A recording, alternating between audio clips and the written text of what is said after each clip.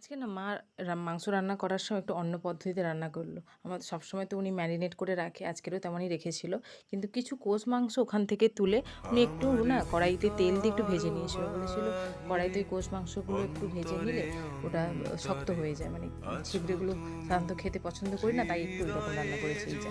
তারপরে একে, একে মাল মশলা সব কিছু দিয়ে তেলে মশলাগুলো ঠিক করে মাখিয়ে নিল। তারপরে ওই ম্যারিনেট করা যে মাংসটা ছিল ওটার মধ্যে দিয়ে ভালো করে সেটাকে নাড়িয়ে চাড়িয়ে নিল।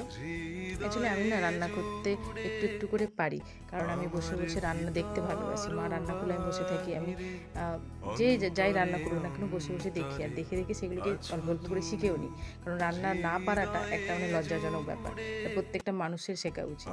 তারপরে এক এক করে মাল মশলাগুলো দিয়ে আলু দিয়ে কষে নিল মা। তারপরে আমাদেরকে কষা মাংস তুলে দিল, জল ঢেলে দিল, কিছুক্ষণের জন্য ওটা ফুটতে লাগলো। আর আমরা কষা মাংস খেতে খেতে দেখলাম আকাশে মেঘ করেছে, ওয়েদারটা অন্য দিনের থেকে অন্যরকম।